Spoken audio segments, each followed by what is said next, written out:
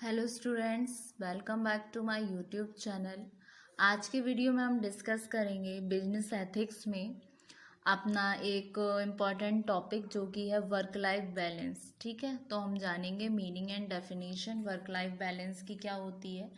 Work life balance एक term है जो यूज़ की जाती है डिस्क्राइब करने के लिए उन प्रैक्टिसेस को जो वर्क प्लेस में होती हैं एक्नॉलेज और जिसका एम होता है सपोर्ट करना needs of employees in achieving a balance between the demands of their family life and their work life. मतलब एक तरीके से बैलेंस इस्टेब्लिश करना उनकी वर्किंग लाइफ में और उनकी फैमिली लाइफ में। वर्क लाइफ बैलेंस का क्या है, एक इंटीग्रेटेड ब्लेंडिंग है नीड्स का ऑर्गेनाइजेशन की with in the private commitments of its employees.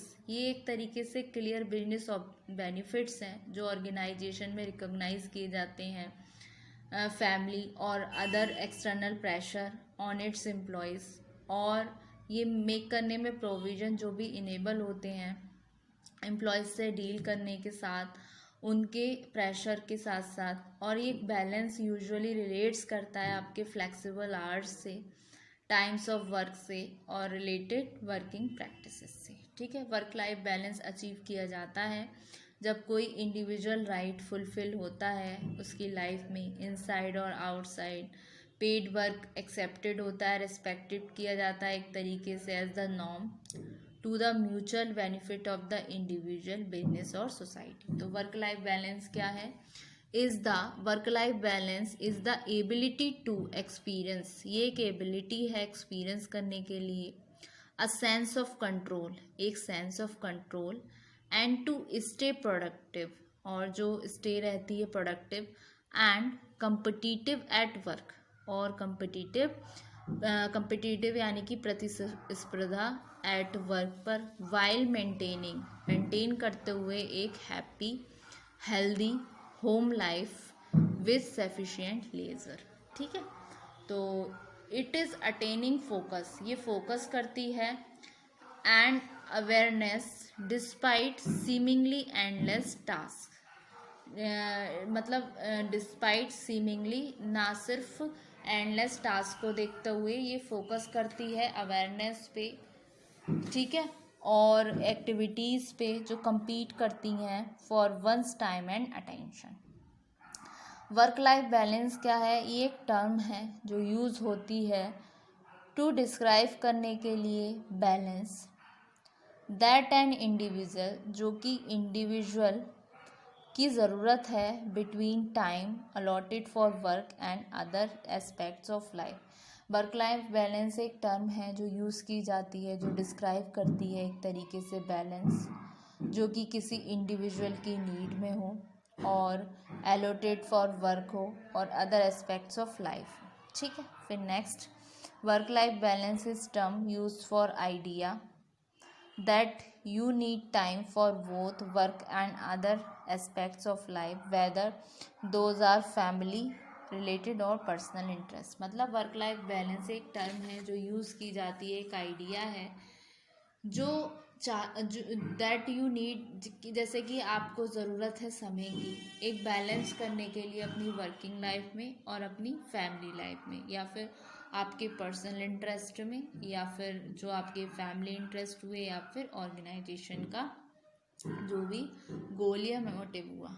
ठीक है, तो स्ट्रेस्ड एम्प्लॉय के लिए एक बैलेंस वर्क बिटवीन उनके पर्सनल लाइफ और बैलेंस होना बहुत ज़रूरी है उनके काम के प्रति, जो कि एक तरीके से इतना इम्पॉर्टेंट हो जाता है जितना कि मनी होता है। इसीलिए जो एम्प्लॉयज़ होते हैं वो रिक्वेस्ट करते हैं एक फ्लेक्सिबल बेनिफिट्स, जिसमें इंक्लूड होते हैं उनके टेली कम्युनिकेटिंग होम से, फ्लेक्स टाइम और कंप्रेस्ड वर्क वीक। ठीक है, तो इसकी एक डेफिनेशन दी है वर्क फाउंडेशन ने। वो बोलते हैं, according to work foundation, work life balance is about individuals. Work life balance किसके बारे में है? इंडिविजुअल्स के। Having a measure of control, एक तरीके से नियंत्रण, over when, where and how, कब और मतलब कहाँ और कैसे, दे वर्क मतलब कब कहाँ कैसे वो काम करेंगे या करते हैं, leading them to be able और उनको लीड करना, to be able to enjoy and optimal quality of life. ठीक है, तो जब कोई लेबर मार्केट्स टाइट होता है, कंपटीशन हाईली स्किल्ड वर्कर्स के लिए हो जाता है बहुत ही ज़्यादा इंटेंस, तो इस तरीके के इन्वामेंट में ये इम्पॉर्टेंट है नाथ की क्रूशियल के survival for firms to find और एक सस्टेन करना balance between quality of life for employees and organisational goals.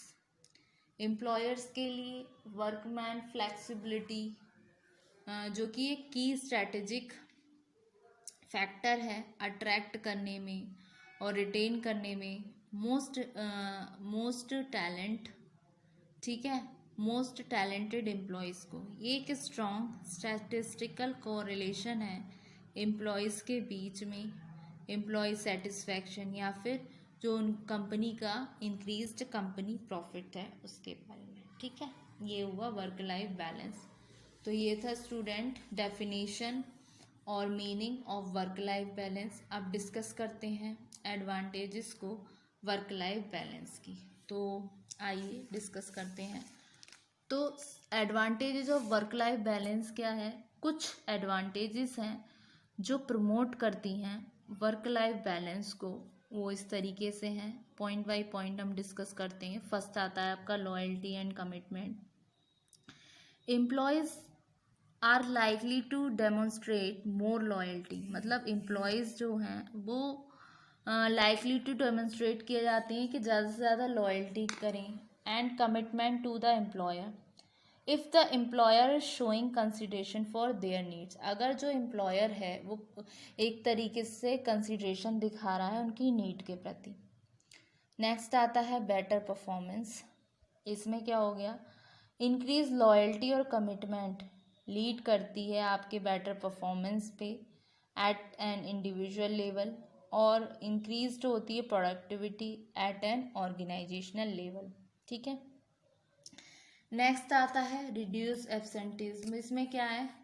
ये एक तरीके से डिक्रीज करेगा उनके सिकनेस एब्सेंस में और उनके एसोसिएटेड कॉस्ट में, क्योंकि अगर ऑर्गेनाइजेशन में के बीच और एम्प्लॉयज़ के बीच एक वर्क लाइफ का एक अच्छे से बैलेंसिंग चीज़ बनी रहेगी कि एम्प्लॉय अपने ऑर्गेनाइजेशन के जो भी वर्क रिस्पॉन्सिबिलिटीज़ हैं और जो उसकी पर्सनल फैक्टर्स हैं रिगार्डिंग उसकी फैमिली का मैटर हुआ या उसका पर्सनल कोई भी इंटरेस्ट हुआ, उसके बीच में अगर कोई अच्छे से बैलेंस एस्टेब्लिश कर ले तो उस कंडीशन में क्या होगा? एम्प्लॉयज़ कम से कम छुट्टियां लेगा, वो जो ऑर्गेनाइजेशन है उसमें कम से कम एब्सेंट हो रहेगा, जो कि good for organisation and employee also.